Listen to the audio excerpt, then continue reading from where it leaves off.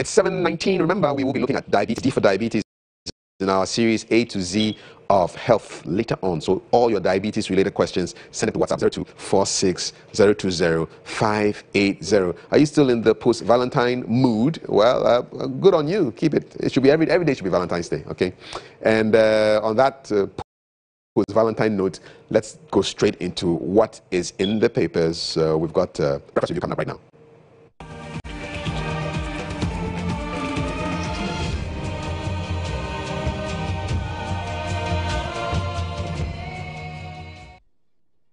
Okay, my guest is a lawyer, entrepreneur, and energy expert, Kwame Jantua. Good morning. It's good to have you here. Good to see you. Fantastic. The big news, it's been trending for a couple of days now, has to do with the vetting of Mr. Martin Amidu and matters thereafter. So I'm looking at the front page of today's Daily Graphic. Appointments Committee gives Amidu the nod. And it seems to be an overwhelming vote of confidence in him. So they've approved the nomination by consensus of Mr. Martin Alamisi Amidu as Special Prosecutor moments after his grueling vetting last Tuesday. So all the Appointments Committee members, with the exception of one, voted in favor of the approval.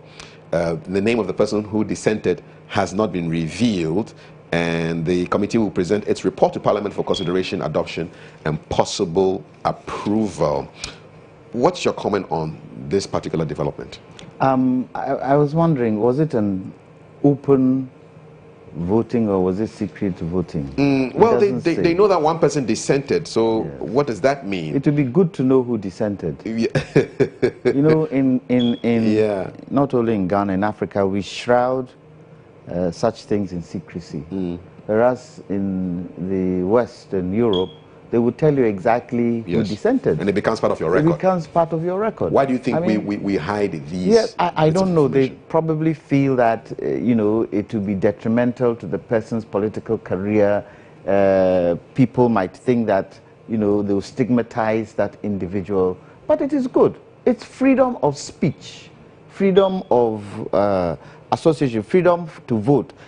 You have to be able to defend some of the things you do as an individual. And if I were part of it and I dissented, say my name and I'll give reasons why I dissented. I mean, we can argue over it, but it is my choice. And I'm entitled to my choice. I don't see why we should hide that. One person didn't agree. He might have or she might have a reason that we overlooked. And that could be something that we as a populace can also use to see how, going forward, how he is going to handle this office. Let me give you some numbers. So the vetting took about 8 hours. There were 181 questions, 45 of which came from the majority, 136 from the minority. 9 questions were overruled by the chairman. Any significance in those numbers? Well, definitely before the vetting of Martin Amidu, and when the president announced him, we saw that a lot of the opposition came from within his own party, because the fear was that he was coming to witch hunt. Mine is that if you haven't done anything wrong, what should you fear? It's nothing you should fear. But once again, it is their option to ask the questions. The majority really cannot go against what the president has elected. But you see that happen in other jurisdictions. Somebody can get up and speak boldly and present an independent view that doesn't go with the majority opinion. Yes. Are we less brave? We are less brave. We are less brave. If you look at the current government, anytime anybody is speaking, they have to mention the president's name. Anytime. Be it minister, be it assembly member, be it who, they have to mention the president's name. Why? The president has put you there to do what? To do a job. Concentrate on your job and say, I take responsibility of what I'm doing. The president to be a judge. I don't see why any given time. And His Excellency President Akufo-Addo's government, you're part of the government. Are you not part and parcel of the government? So stand on your own credibility and integrity and say what you have to say. Is it that in our scheme of things, the president wields inordinate power, and so he can really make or unmake you politically? It's only a 4-year stint. After 4 years, if you don't come back, you're like an ordinary person. I don't see why, because the president has so much power, he has to have, inverted commas, begin and close, this fear-like attitude that we have. You see, I believe that a minister or anybody a government has appointed or the president has appointed should have the wherewithal to directly tell the president when he's going wrong. Because the president didn't put himself there. It was the people who put the president there and the party there. So their responsibility, yes, is to the president, but largely is to the people. And it's the people who expect the person they've put there to say the right things when the president goes wrong. From past presidents, even our own President Osajifo Dr. Kwame Nkrumah, his people around him were part and parcel of his demise. We saw it in the Rawlings government, we saw it in the Kufuor government, we saw it in Atamil's government, we saw it in the just recent Mahama government, and we tend to see it now. For me, I believe that the president, when he elects people, he stands aside and he's watching. Just do your job. Well, he started evaluating them. I don't think it's the president's right to evaluate them. Who should be evaluating? The people. It's the people. The people voted the president there. He chose the ministers. The people are responsible. The people who has chosen are responsible to the whole mass. So it is the people. But you know that the president's performance at the polls, the next polls, is dependent on how the people that he has chosen perform. So if he feels that somebody is going in the wrong direction, he has a right to evaluate you and recall you. Like Zuma has been recalled. Why wouldn't the president, instead of he do it, set up probably an independent committee to do that? Well, he set up his Ministry for Monitoring and Evaluation, yes, and they did the evaluation, and now he's doing one-on-one. Yes, so let the people set up a committee and let the people interview them one-on-one, and you sit by and listen. So if there's any... Look, I didn't understand why. When the president came to give the State of the Nation address, he started talking about other ministers who had done well in that statement. He already exposed himself as to who he feels has done a good job or not done a good job. If you're having a one-to-one, don't put it in your State of the Nation address. And so what did he do? He pitted those who he has mentioned as good against those who names weren't there. And you had people comment, so what about these others? Did they not do well? Are we going to be exposed to the interview? We are not. So we're not going to know what happens there. But make it open, make it transparent, open up.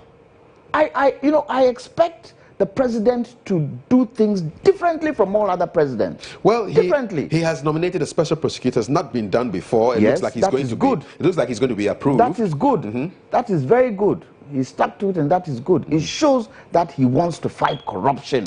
It shows. Is Mr. Amidu the best person for the job? He kept touting his credentials, that he felt that he was the best person, and given the fact that he had been on his own fighting corruption in his own small way, when he got the call from the president to fill this position, there was no way he could have refused, because he had been doing it already anyway, and people will be wondering, you've been giving the opposition the position now, why are you not doing it? Is he the best man for the job? Well, nobody can tell whether he's the best man for the job till he starts doing the work. But there's one thing we shouldn't overlook.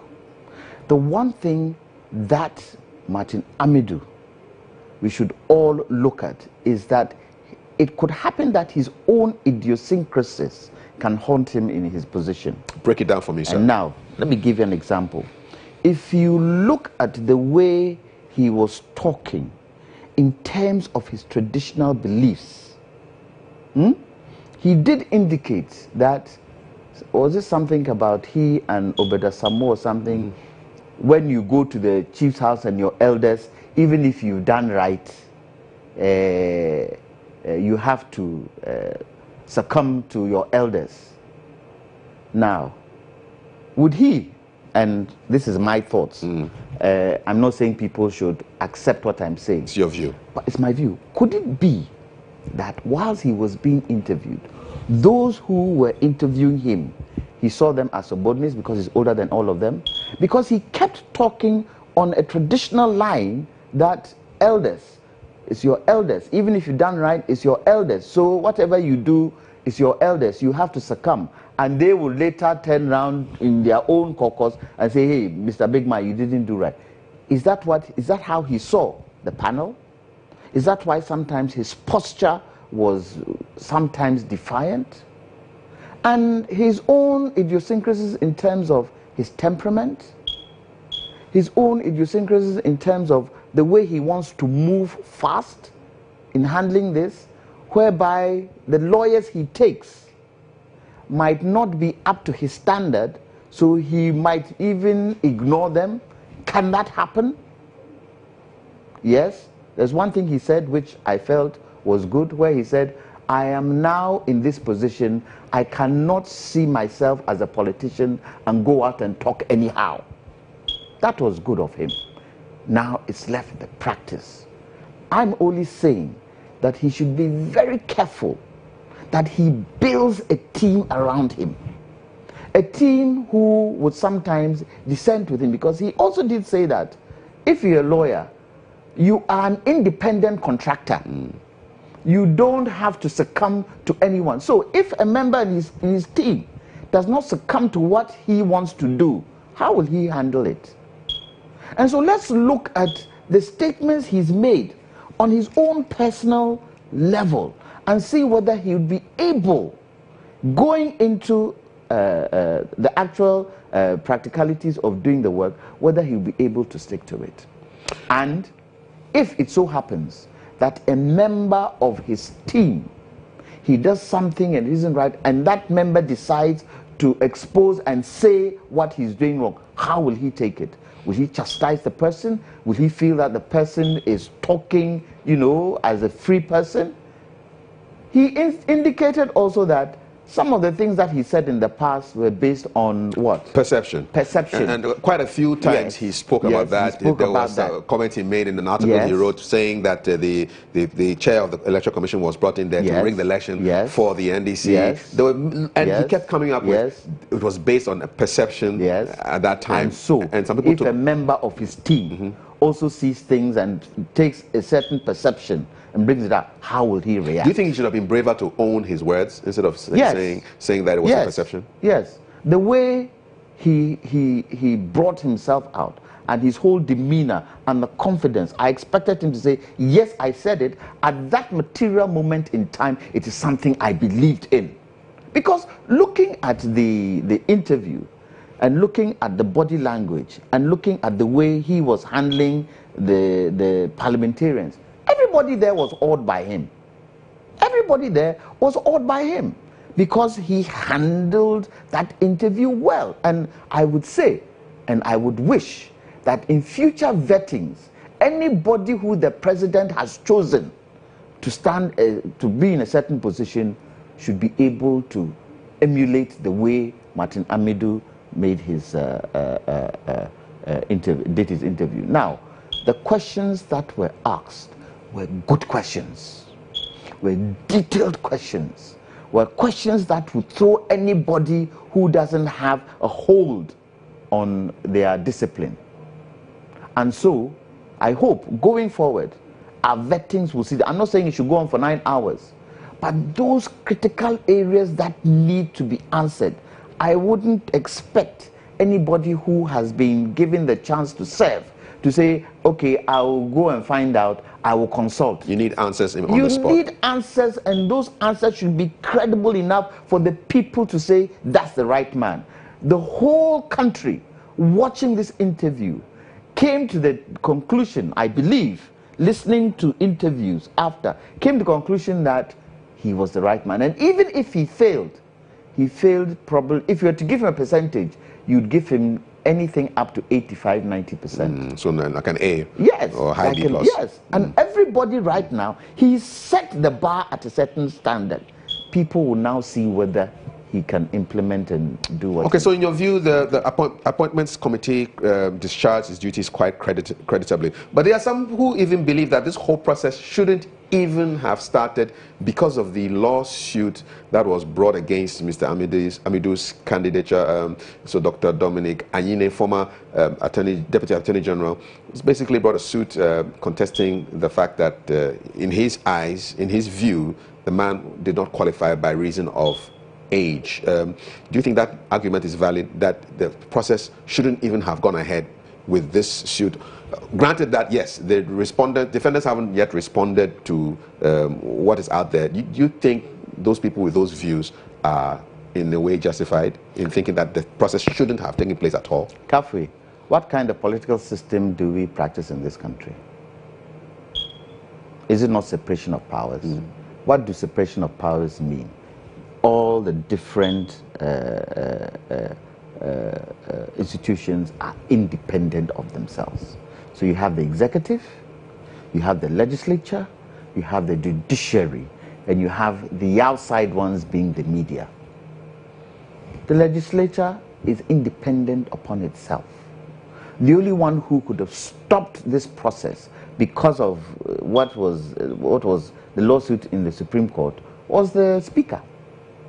And the Speaker didn't see it fit to stop the process.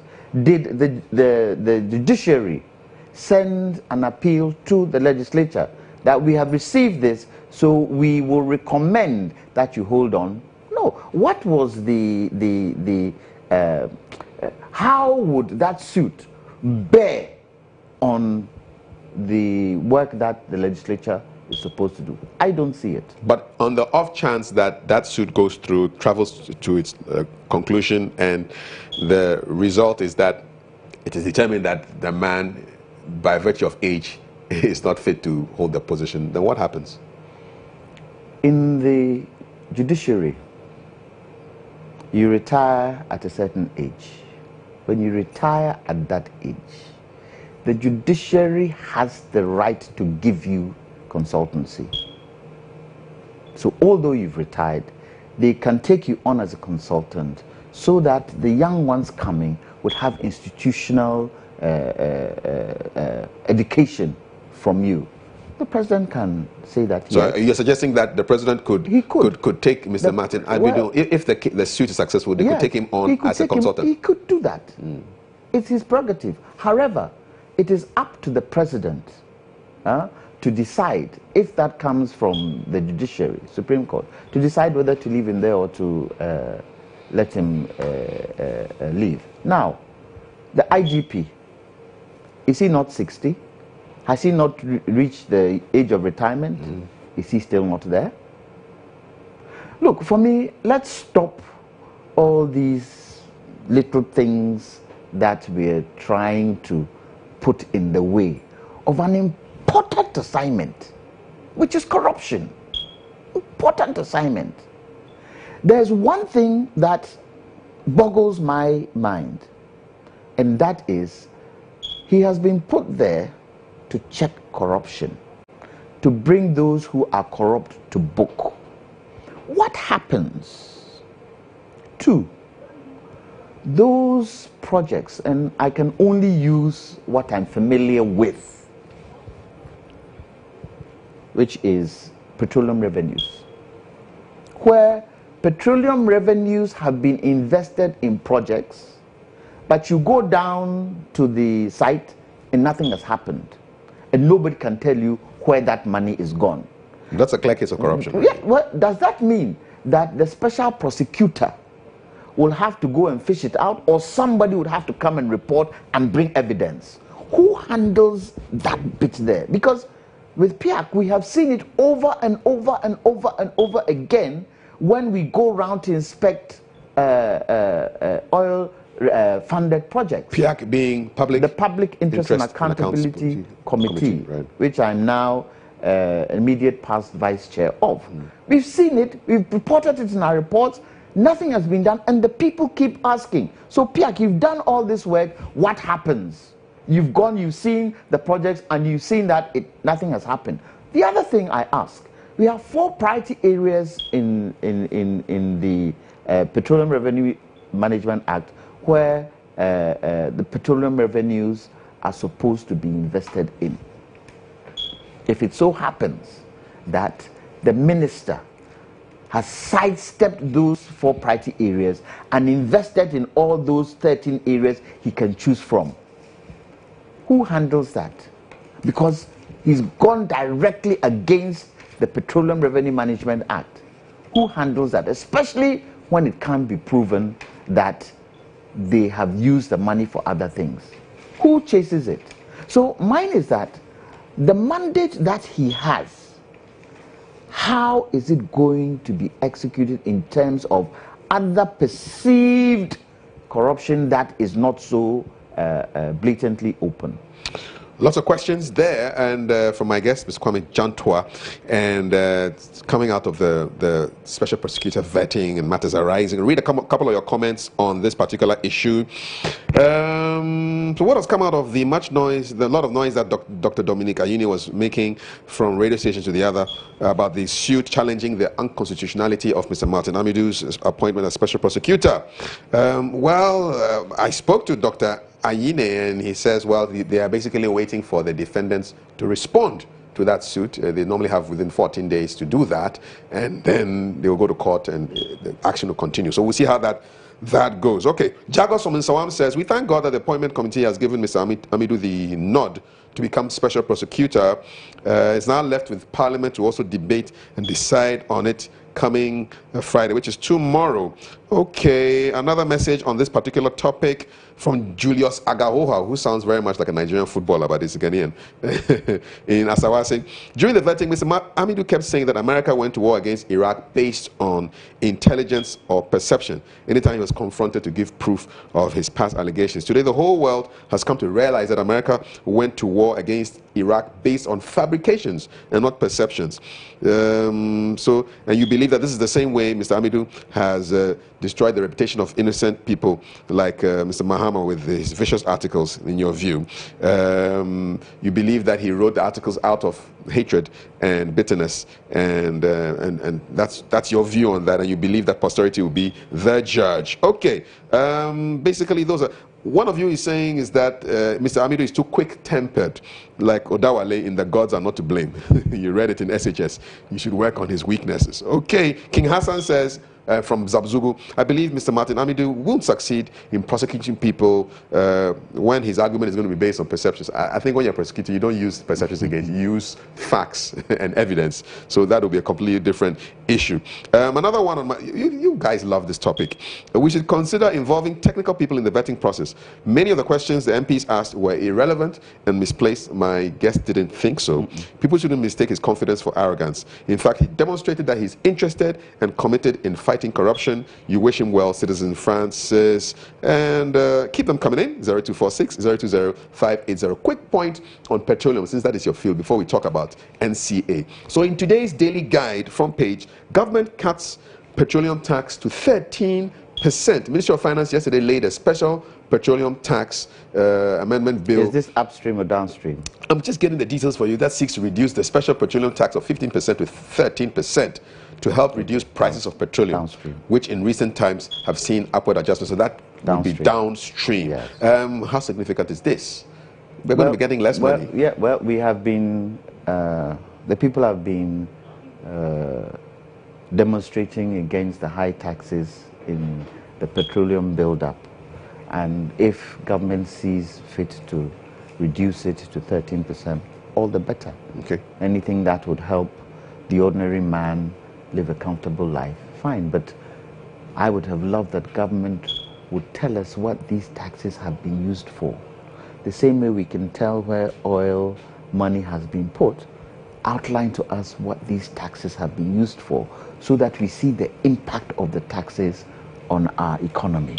And then Ghanaians will decide that, well, this is what it's been used for, this is what it's done, so let's tarry a bit, or yes, let's reduce it so that we can have some freeway in terms of the pressure and burden that taxes put on us. Of course, if the prices of the oil on the world market go up, maybe increase by 50, 60%, it may not have the effect that we want, right? But Kafui, this is where we should think way ahead and have the vision. We should. So you're talking hedging? I'm not even talking that kind of thing. I'm not talking that kind of thing. We now have crude in this country. We have a refinery. What are we doing going forward in refining our own crude here so that we can control the prices? What are we doing?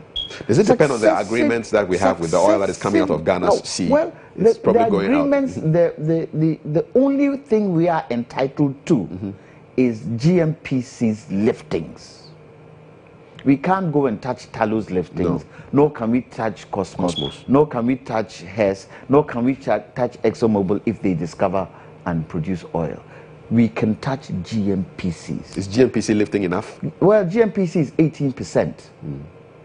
But remember, GMPC is carried from exploration to production. That is when they start paying. So, working out, they have 18%.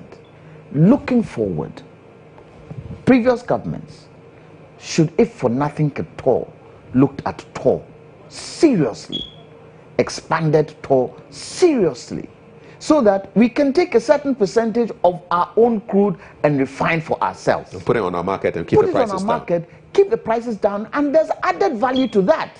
We have landlocked countries that come in every day to get refined petroleum products from TOR, even today. So we can sell to them and make money. We can sell to them and make money. Okay, right. And invest that money back into TOR and expand it.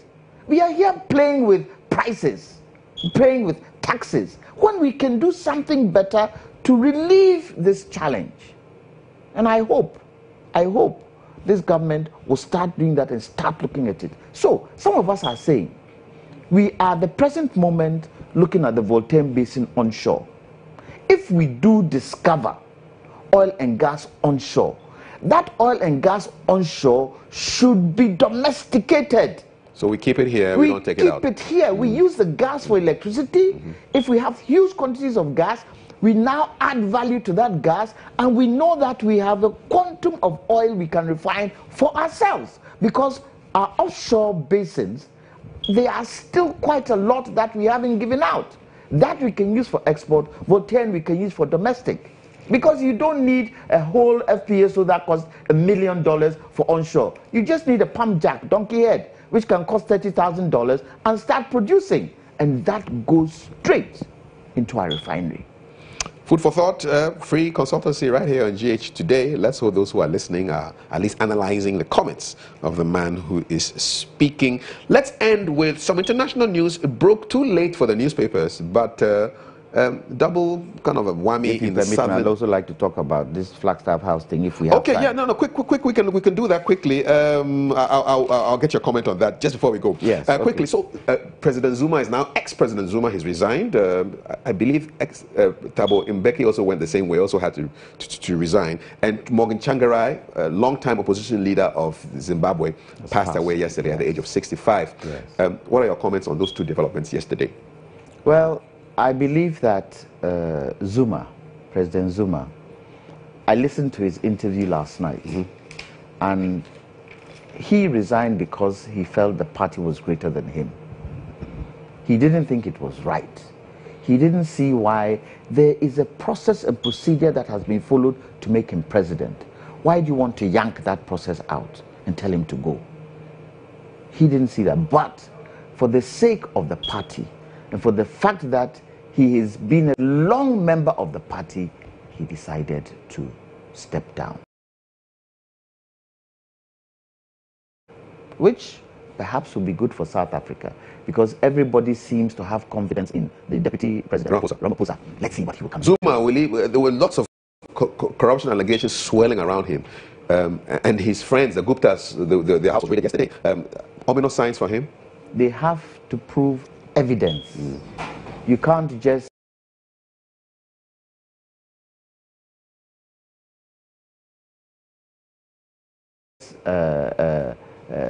put out allegations without evidence. If the evidence shows that yes, Zuma was corrupt while president, the law will take its turn. And I don't think any president, because we have immunity in our laws for president, if that immunity is over, or if it could be waived, so far as you can prove corruption, let the law take its course. Shangara is sad. Is he a footnote of history? There were those who said, yeah, brave guy, you stood up to Robert Mugabe, but others are also saying he was a lackey of the West and he was just a tool of the UK and USA to achieve that is what we heard, but goals. It is sad. I think right now he's gone. All that is gone into oblivion.